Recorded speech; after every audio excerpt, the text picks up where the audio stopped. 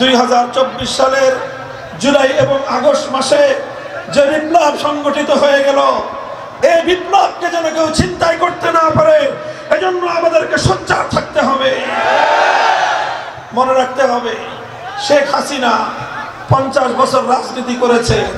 শেখ হাসিনার রাজনীতি ছিল প্রতিশোধের রাজনীতি, শেখ হাসিনার রাজনীতি ছিল বিভাজনের রাজনীতি, মুক্তিযুদ্ধের নামে ব্যবসার রাজনীতি। অথচ শেখ হাসিনার পরিবারের কোন সদস্য মুক্তিযুদ্ধে শাহাদাত বরণ করে নাই, তার কোন সদস্য রণাঙ্গনে মুক্তিযুদ্ধ করে নাই।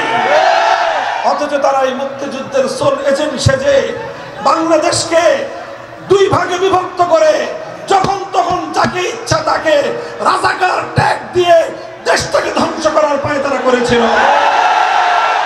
এদেশের মানুষ যখনই অধিকার আদায়ের জন্য তারা কথা বলার চেষ্টা করেছে, এদেশের মানুষ যখন প্রতিবাদ করেছে, দেশের মানুষ যখন অন্যায়ের বিরুদ্ধে রুখে দাঁড়াবার চেষ্টা করেছে, দেশের মানুষ যখনই ফ্যাসিবাদের বিরুদ্ধে রুখে দাঁড়াবার চেষ্টা করেছে, শেখ হাসিনা তখনই তাদেরকে রাজাকারের বাচ্চা বলে গালি দেওয়ার পায়তারা চালিয়েছে।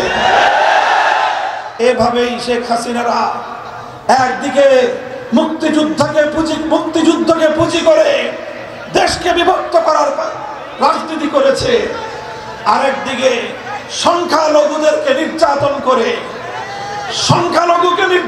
করে তাদের অধিকারগুলো কেড়ে নিয়ে বাংলাদেশে একটি বিভক্ত সমাজ গঠন করার, একটি দেশকে বিভক্ত করার পায়তারা চালিয়েছিল।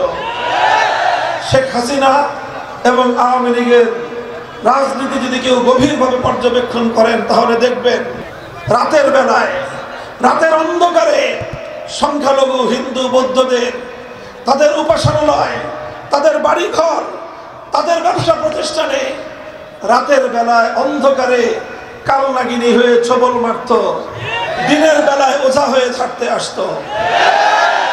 এই নাটক মঞ্চস্থ করেই দেশের মানুষকে তারা সবসময় বোকা বানিয়েছে। এখন আর এই নাটকের নায়ক নায়িকা কলা কুশীলবরা কেউ নাই বাংলাদেশে। এখন আর সংখ্যালঘু নির্যাতনের নাটকও নাই।